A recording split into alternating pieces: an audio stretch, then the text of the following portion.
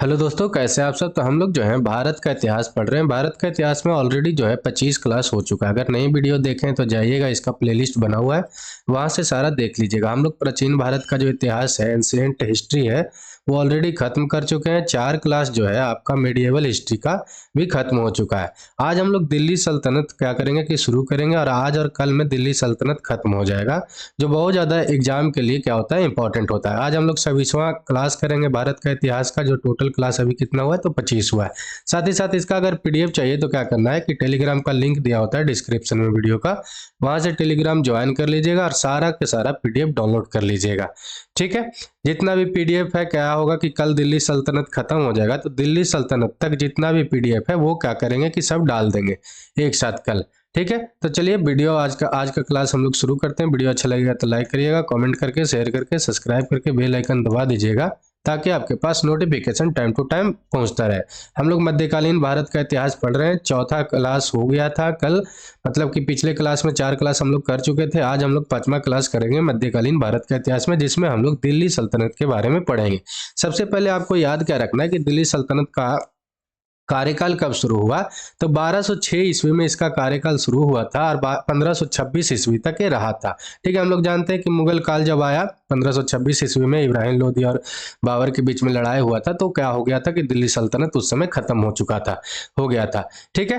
वो तो हम लोग पढ़ेंगे उस समय, लेकिन अभी जो हम लोग को पढ़ना है दिल्ली सल्तनत का स्टार्टिंग पीरियड हम लोग को देखना है। ठीक है। तो सबसे पहले आपको याद क्या रखना है कि दिल्ली सल्तनत को मामलुक सुल्तान के भी नाम से जाना जाता है, मामलुक वंश के भी नाम से जाना जाता है। ये बात आपको याद रखना है। तो मामलुक वंश को ही हम लोग मामलुक सुल्तान बोलते हैं। और मामलुक सुल्तान का अगर शासनकाल कब से कब तक चला तो 1206 ईस्वी से 1290 ईस्वी तक चला। अगर आपसे पूछे कि मामलुक वंश या गुलाम वंश का संस्थापक कौन था, तो आपको बताना है कि कुतुबुद्दीन ऐबक था, जो मोहम्मद गौरी का क्या था कि ये गुलाम था। ये बात आपको ध्यान में रखना है। तो दिल्ली सल्तनत में सबसे पहले कोई वंश बना तो कौन सा वंश बना था? गुलाम वंश बना था। ऐसा मत सोचिएगा कि दिल्ली सल्तनत में सिर्फ गुलाम ही वंश था। इसमें बहुत इसके अंतर्गत, दिल्ली सल्तनत के अंतर्गत काम किया था, जिसमें सबसे पहला जो वंश बना था वो गुलाम वंश बना था। और गुलाम वंश को ही हम लोग मामलुक वंश के भी नाम से जानते हैं। ये बात आपको याद रखना है। गुलाम वंश का अगर संस्थापक पूछे तो आपको बताना है कुतुबुद्दीन ऐबक। और कुतुबुद्दीन ऐबक जो था किसका गुलाम था? तो आपको याद रखना है मोहम्मद गौरी का।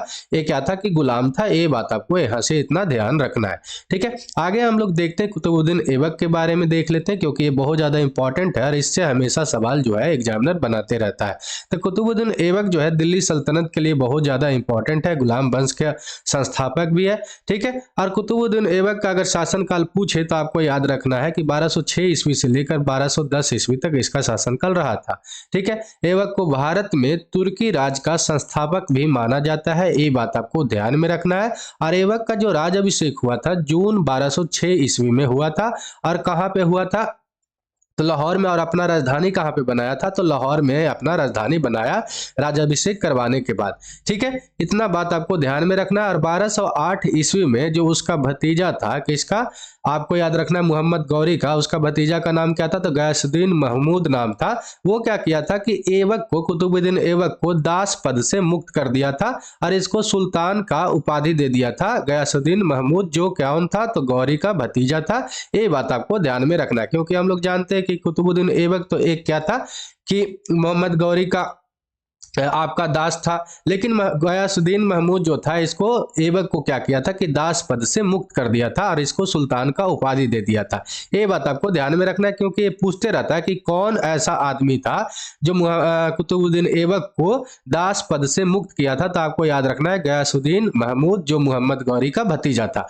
ठीक है। चलिए आगे हम लोग देखते हैं। तो क्या है कि ऐसा माना जाता है कि जो ऐबक था ना तो अपना नाम का खुतबा पढ़वाया था राजा बनने के बाद, और ना ही अपने नाम का कोई सिक्का चलवाया था।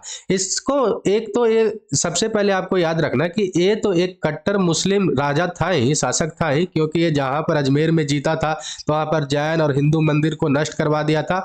और वो नष्ट करवाया हुआ सामान से क्या, जो जो भी उसका मलबा बचा था, दिल्ली में लाके मस्जिद बनवाया था। लेकिन ये क्या करता था, एक अच्छा आदमी भी था।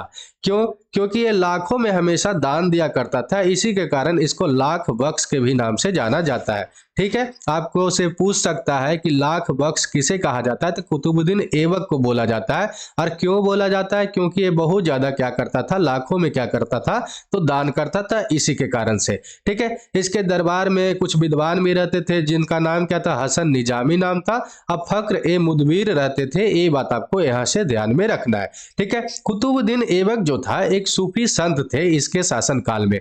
उनका नाम क्या था, तो ख्वाजा कुतुबुद्दीन बख्तियार काकी नाम था। इन्हीं के नाम पर क्या किया था कि 1193 ईस्वी में 1193 ईस्वी में एक कुतुब मीनार बनवाने का नींव रखा। और एक कुतुब मीनार जो बनवाया था ये पूरा नहीं बनवाया था, ये सिर्फ और सिर्फ बेस बनवाया था। बाकी जो निर्माण कौन करवाया था, तो आपको इल्तुतमिश करवाया था, जो इसका दास था, किसका, कुतुबुद्दीन ऐबक का इल्तुतमिश दास था, वो इसको पूरा करवाया था। लेकिन 1368 ईस्वी में क्या हुआ था कि आपका जो ये है कुतुब मीनार है, वो उसमें थोड़ा सा क्या हो गया था कि टूटने फूटने लगा था। तो इसको मरम्मत कौन करवाया था, तो फिरोज शाह तुगलक करवाया था। वो बात आपको याद रखना है। तो आपको पूछ सकता है कि कुतुब मीनार का निर्माण शुरू कौन करवाया, तो कौन करवाया है, कुतुबुद्दीन ऐबक करवाया है। कब करवाया था, तो 1193 ईस्वी में करवाया था। कहीं कहीं पे 1192 ईस्वी भी लिखा रहता है, लेकिन 1193 ईस्वी ही सही है।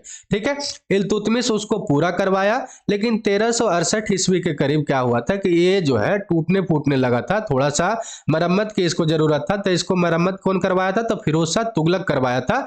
इतना ये याद रखना, क्योंकि ये तीनों चीज इससे पूछते रहता है कुतुब मीनार के बारे में।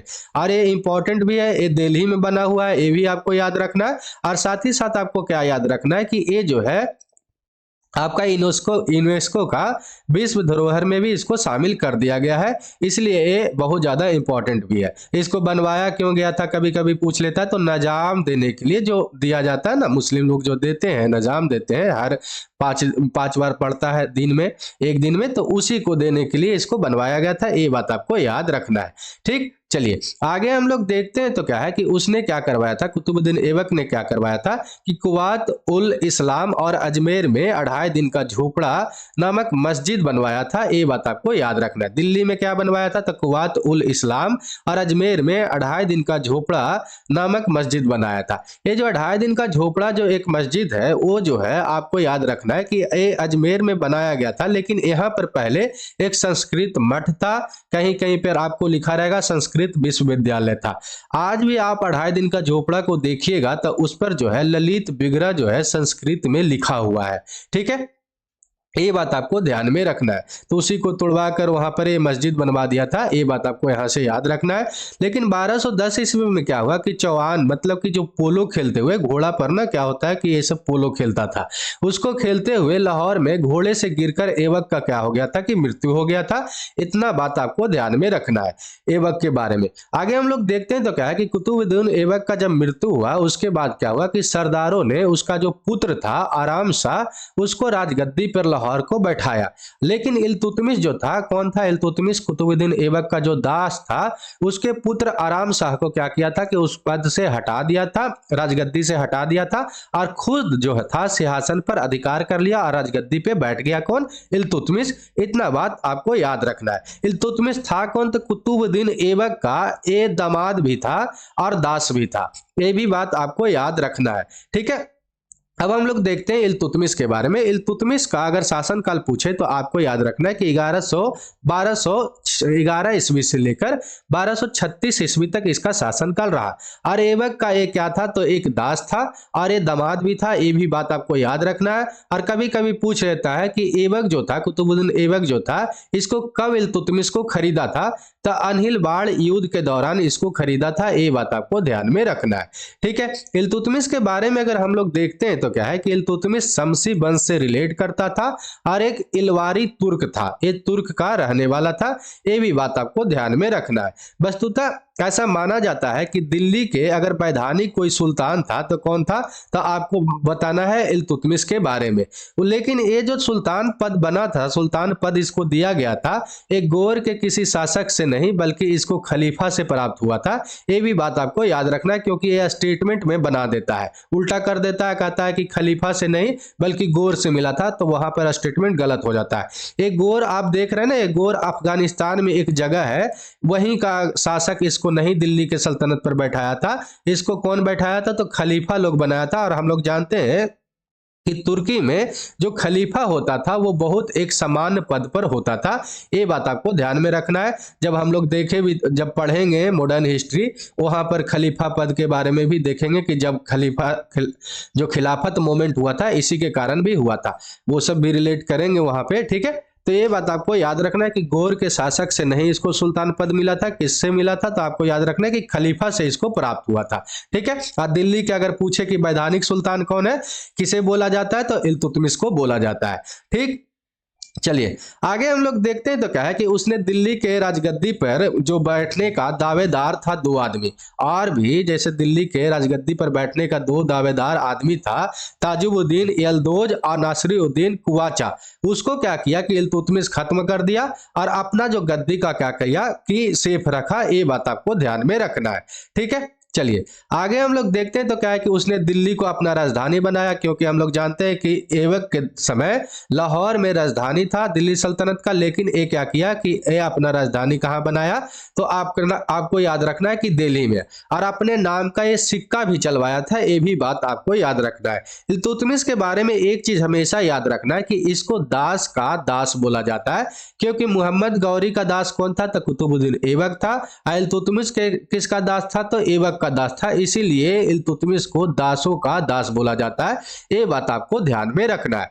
और आपको साथ में साथ याद क्या रखना है कि इल्तुतमिश क्या किया था कि 40 गुलाम सरदारों का एक गुट बनाया था, एक ग्रुप बनाया था, जिसको हम लोग तुर्कान ए चिहालगानी के नाम से जानते हैं। ये बात आपको याद रखना है। तो आपसे पूछ सकता है कि तुर्कान ए चिहालगानी का स्थापना कौन करवाया था, तो आपको याद रखना है कि इल्तुतमिश के द्वारा करवाया गया था। जो क्या था, तो 40 गुलाम सरदारों का एक गुट था। ये बात आपको ध्यान में रखना है।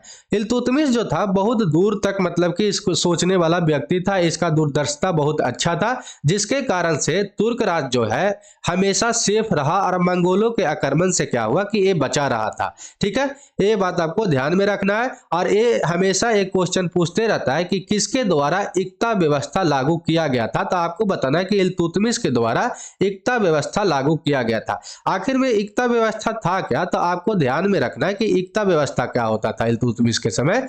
इस समय क्या होता था कि जो भी सैनिक होता था इसके राज्य में, वो क्या करता था कि दूसरे राज्य से पैसा जो होता था लूट कर लाता था। वो लूटा हुआ जो धन होता था क्या होता था कि राज्य दरबार में नहीं रखा जाता था, वो सैनिकों में ही बांट दिया जाता था। उसी को हम लोग एकता व्यवस्था कहते हैं। ये बात आपको ध्यान में रखना है। तो कहीं कहीं पे लिखा रहेगा कि एकता व्यवस्था से जो धन लूटा जाता था वो राज्य दरबार में रखा जाता था, तो वो स्टेटमेंट क्या हो जाता है, गलत हो जाता है। क्योंकि ये जो एकता व्यवस्था से जो भी पैसा लूटा जाता था वो सैनिकों में ही बांट दिया जाता था। ये बात आपको ध्यान में रखना है, ठीक है। 1226 ईस्वी में ये क्या किया, इल्तुतमिश बंगाल को जीतकर और ये जो है दिल्ली सल्तनत में मिला लिया था। ये बात आपको ध्यान में रखना है, ठीक है। आगे हम लोग देखते हैं, तो क्या है कि इल्तुतमिश ने 1226 ईस्वी में रणथंभौर के पर विजय प्राप्त किया और वहां पर परमाणु की जो राजधानी था मंदसौर, उस पर अधिकार कर लिया। आपसे अगर पूछे कि ये रणथंभौर कहाँ पे है, तो आपको याद रखना है कि ये जो है आपका राजस्थान में। आप रणथंभौर नेशनल पार्क के भी नाम के बारे में जानते होंगे, जो अभी राजस्थान में है। ये बात आपको ध्यान में रखना है। उसने क्या करवाया था, तो शुद्ध अरबी सिक्का भी चलवाया था। तो ये आपसे पूछ सकता है कि दिल्ली सल्तनत में कौन ऐसा राजा था जो शुद्ध अरबी सिक्का चलाया था सर्वप्रथम, तो आपको बताना है कि इल्तुतमिश। और साथ ही साथ ये चांदी का टंका और तांबे का जीतल भी आरंभ करवाया था। तो ये बात आपको ध्यान में रखना है। जो हमेशा क्वेश्चन पूछते रहता है कि चांदी का टंका कौन चलवाया, तांबे का जीतल कौन चलवाया, तो इल्तुतमिश के द्वारा ये चलवाया गया था। ठीक है, इल्तुतमिश को सेना का क्या बोला जाता था, ये हमेशा पूछते रहता है कि इल्तुतमिश के सेना को क्या कहलाता था या क्या बोला जाता था। तो आपको याद रखना कि हस्म एक कल्ब या कल्ब ए सुल्तानी इसको बोला जाता था, ये बात आपको याद में रखना है। हम लोग अभी देखे थे कि कुतुब मीनार का जो निर्माण शुरू करवाया था कुतुबुद्दीन ऐबक 1193 ईस्वी में, उसका जो निर्माण पूरा कौन करवाया था, तो इल्तुतमिश के द्वारा ही पूरा करवाया गया था, ये बात आपको ध्यान में रखना है। लेकिन 1368 ईस्वी के समय क्या हो गया था कि उसमें टूटने फूटने लगा था थोड़ा थोड़ा, जिसको मरम्मत कौन करवाया था, तो फिरोज शाह तुगलक करवाया था 1368 ईस्वी में, ये बात आपको ध्यान में रखना है। ठीक है, इल्तुतमिश को साथ ही साथ क्या बोला जाता है, तो मकबरा शैली का जन्मदाता भी कहा जाता है। और उसने दिल्ली में स्वयं एक क्या बनवाया था, तो मकबरा बनवाया था, जिसको बाद में जब मरा था तो इसी मकबरा में इसको दफनाया भी गया था, ये बात आपको याद रखना है। उसने बदायूं कहाँ पे है, तो बदायूं आपका एक उत्तर प्रदेश का जिला है, ये बात आपको याद रखना। तो बदायूं में हौज ए खास या हौज ए शम्सी या शम्सी ईदगाह, इसको तीनों नाम से हम लोग जानते हैं, जिसका निर्माण करवाया गया था। इसी के पूर्व में जब लोधी वंश आया था, तो लोधी वंश जो ये हौज खास है वहां पर क्या बनवाया था, तो जहाज महल का निर्माण करवाया था, ये बात आपको याद रखना है। ठीक है, ये हौज खास या हौज शमसी है आखिर क्या, तो ये एक तालाब है, ये बात आपको ध्यान में रखना है। लेकिन हौज खास जो है, हौज एक खास आएगा, हौज खास जो है आपका जो है वो कौन बनवाया था, तो अलाउद्दीन खिलजी बनवाया था वो तालाब। लेकिन हौज ए शमसी कौन बनवाया था या हौज ए खास कौन बनवाया था, तो इल्तुतमिश बनाया था, ये बात आपको ध्यान में रखना है इतना। ठीक है, जिसको शमसी ईदगाह के भी नाम से जानते हैं। और इसी तालाब के जो पूरब साइड में है वहां पे जहाज महल का निर्माण करवाया गया था, कब, तो लोधी वंश के समय। तो वो जब हम लोग लोधी वंश पढ़ेंगे तो वो भी हम लोग देख लेंगे। ठीक है, चलिए आगे हम लोग देखते हैं, तो क्या है कि मिनहाज उस सिराज इल्तुतमिश के दरबारी लेखक था, ये भी बात आपको याद रखना है, क्योंकि हमेशा पूछते रहता है कि इल्तुतमिश का दरबारी कवि कौन था या लेखक कौन था, तो आपको बताना है मिनहाज उस सिराज, ये बात आपको ध्यान में रखना है। 1336 ईस्वी में बमियान के विरुद्ध क्या हुआ था कि बमियान के जब विरोध के अभियान पर गया था, तो वहां पर इल्तुतमिश जो था बीमार हो गया, जिसके कारण से इसको दिल्ली वापस आना पड़ा। और अप्रैल 1236 ईस्वी में इसको मर गया। और ये जो मरा था, तो मरने के बाद ये जहां पर ये अपना दिल्ली में मकबरा बनाया था वहीं पर इसको दफनाया गया है, ये बात आपको यहां से याद रखना है। ठीक है, चलिए आगे जब हम लोग देखते हैं तो क्या हुआ कि तुर्क सरदारों में जब ये मरा, तो इसमें क्या हो गया था कि बहुत ज्यादा बोलाबाली होने लगा, मतलब कि इसमें छेड़खानी होने लगा और अपने आप में सब लड़ने लगा था तुर्क सरदारों में। जब अपने आप में तुर्क सरदारों ने लड़ने लगा, तो यहाँ पर क्या हुआ कि सुल्तान के पद को छीनकर, सुल्तान के अधिकार को छीनकर किसको ये अधिकार दे दिया गया, तो नायब को दे दिया गया। और नायब को ही हम लोग एक और नाम से भी जानते हैं, नायब ए मामलिकात के नाम से जानते हैं, उसको सुल्तान के पद को छीनकर दे दिया गया, ये बात आपको ध्यान में रखना है। और